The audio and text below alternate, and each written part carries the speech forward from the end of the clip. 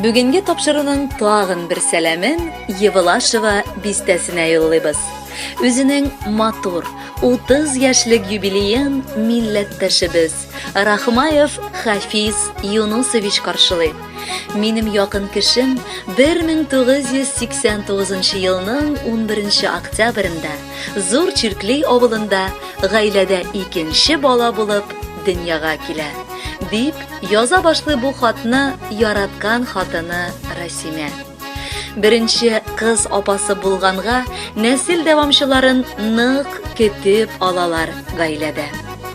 4 яшенә кадәр Чиркли авылында яши ул, аннары гаиләләре Евлашева бистәсенә күчеп китәләр. Мәктәптән соң автомеханик һөнәрен училищеда үзләштерә. Бала чагы аның җитди һәм бик авыр уза. 9 яшендә ук инде минем кадерлем әтисен югалта. 13 яшеннән алып инде ул тормыш арбасына җигелеп тракторда эшли башлый. Әнисенең горурлыгы булып ул ил алдында булган хәрби хезмәтен дә намуслы үтәп кайта. Соңыннан Мәскәү шәһәрендә эшли. Хәзерге вакытта Кузнецк шәһәрендә зур машина йөртүчесе булып хезмәт итә. Ирем Аллага шөкер бик тырыш. Эшләп үскәнгә бер авырлыктан да курыкмый.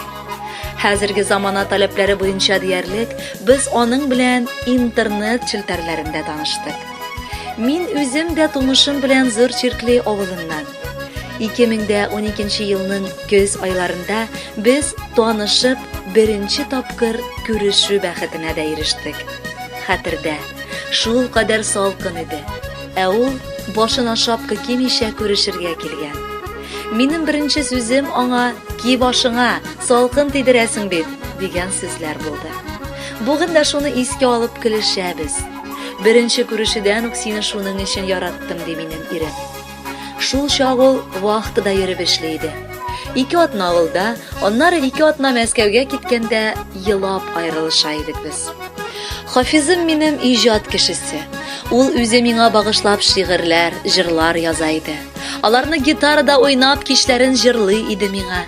2013 елның 9 ноябрендә без официаль килеш гаилә кырдык. 2015 елда улыбыз Али, быелгысы елның 21 августында яраткан кызыбыз Хава туды. Хәзер аңа бары 2 ай. Аллага шөкер, без бик тә бәхетлеләр. Ходаем аермасын шул бәхетебездән. Кайнанама да олы рәхмәт шундый итагатьле бала үстергәне өчен. 2 дөнья бәхет сәгадәте насыплар кылсын аңа. Яраткан, иң батыр, гадел, йомшак күңелле, иң әйбәт булган сөекле ирем һәм әтиебез. Сине матур юбилеең белән котлап, ихластан саулык һәм бу авыр тормышта бар киртәләрне дә җиңә алырлык көч телибез. Һәр вакыт ышанычлы гаиләң, нык таянычың булсын. Без сине бик нык яратабыз һәм куйган бар максатларыңны да бер киртәсез җиңеллек белән ирешергә насыплар кылсын дибез. Мин җир шарында иң бәхетле хатындыр ирем.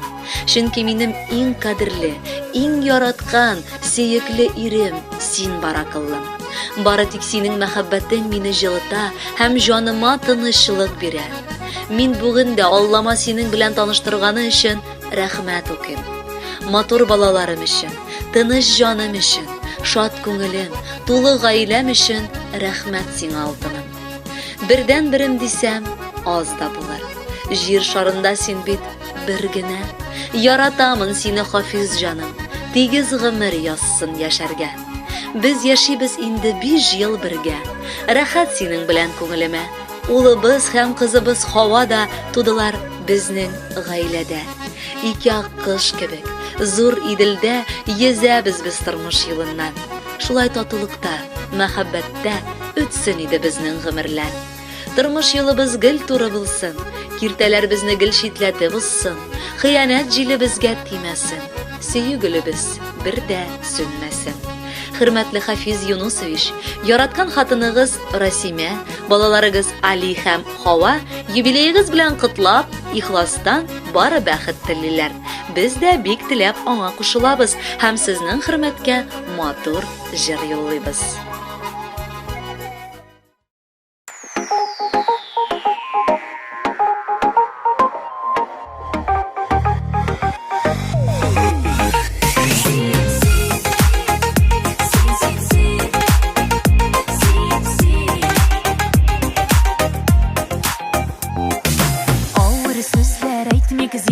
canım eytmik, ağır sözler bilen tiymek,